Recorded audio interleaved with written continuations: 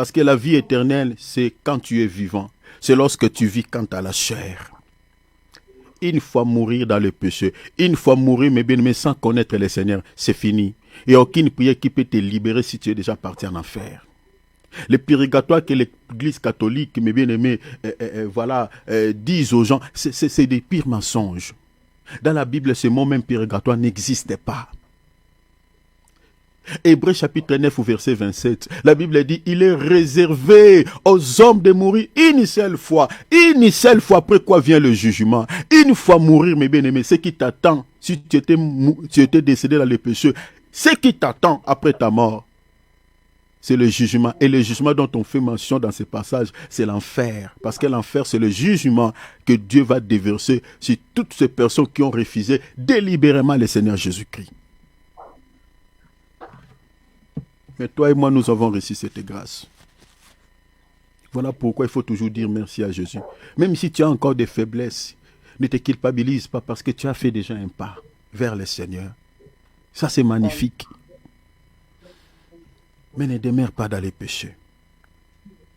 La prière que tu vas faire maintenant là, que tu t'accroches à lui, que tu t'attaches à lui, que rien ne te sépare de son amour. Demande-lui ça. Parce que si le Seigneur ne te donne pas un cœur de l'aimer, un cœur de s'attacher à lui, mais bien aimé, tu vas se détacher de lui comme un sarment qui se détache du cep. Jésus a dit dans Jean 15, tout sarment qui est attaché à moi, le Seigneur prend soin de ces sarments. Il dit, je le monde. Le Seigneur prend le soin de ces sarments. Et vous savez que tout sarment, ici je parlais d'une étape d'un arbre. Donc vous savez que toutes les étapes d'un arbre qui sont attachés au tronc, chers enfants de Dieu, sont nourris par la sève. La sève que produit le tronc. La sève que produit l'arbre. Mais si une étape d'un arbre, un sarment, se détache de l'arbre, chers enfants de Dieu, n'aura plus la vie. Il va sécher. Jésus nous compare comme des étapes d'un arbre. Jésus nous compare comme des sarments qui sont attachés à l'arbre. Et l'arbre, c'est lui. Mais bien aimé, si nous voulons conserver la vie que nous avons, nous devons toujours rester attachés, scotchés à Jésus, attachés, connectés à Jésus. Et s'attacher à Jésus, mes bien-aimés, c'est de demeurer dans la prière, demeurer toujours dans une vie d'intimité avec lui, dans la prière.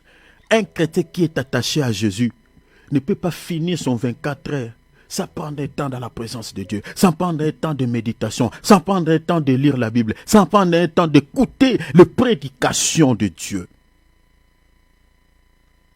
C'est ça, rester attaché à Jésus. Parce que tu prends ton temps. Tu ne passes pas ton temps dans les balivernes. Tu ne passes pas ton temps dans des distractions.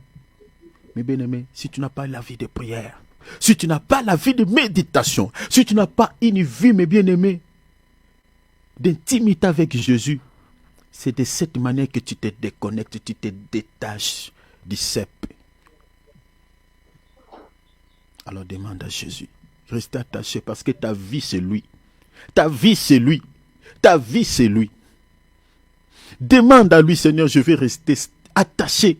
Même si mon corps refuse, mais dans mon cœur plutôt, je sens quelque chose qui brille au-dedans de moi. Qui me pousse à prier, qui me pousse à méditer, qui me pousse à jeûner, qui me pousse à s'attacher à toi. Demande-lui cette grâce, demande-lui parce qu'il a dit dans sa parole, mes fils, mes filles, il dit, sans moi, vous ne pouvez rien. Sans moi, vous ne pouvez prier. Sans moi, vous ne pouvez méditer. Sans moi, vous ne pouvez pas avoir une vie relationnelle avec moi.